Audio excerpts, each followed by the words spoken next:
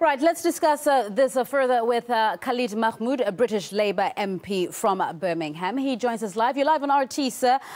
If the jihadist executor in the video is confirmed to be from Britain, what does this say about the UK? Well, I suppose part of the problem is that in the 80s, when a lot of these movements were starting, people like Abu Hamza, Abu Qataida, Al-Majroon, all these sort of movements, Hizb ut-Tahrir was starting. Because of the belief that we have about freedom of speech, there was a significant debate about that we should allow everybody to express their views and not to drive any movement underground and to allow that to happen. And I suppose that perspective carried on until 9/11. And when people realized there was a real significant threat from these individuals, that the whole issue around these people changed. The UK's Foreign Secretary says the incident shows that there's a real risk of terrorists returning to Britain. But I mean, this is not, it's been known for quite a while now. So why has there been such a slow reaction to tackle that?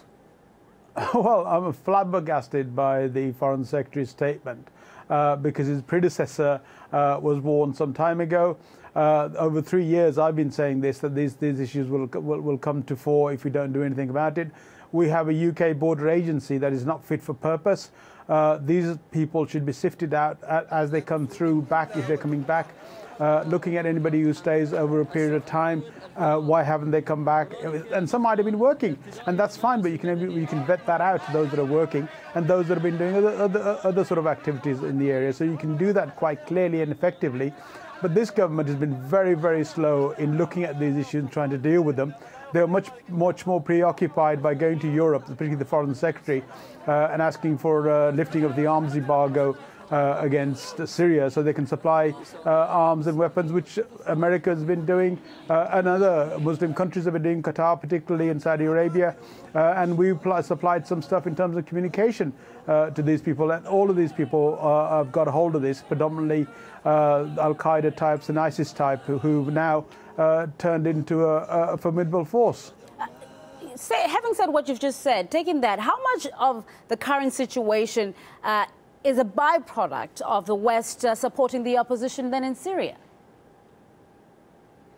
Well, I think significant. And if your foreign secretary is saying that, you know, we need to do this and take a light touch attitude towards people that are going out there and not take into consideration what the implication of that would be, then these things would happen. And there were a number of people who were going out there, and I've been warning from the very start about this.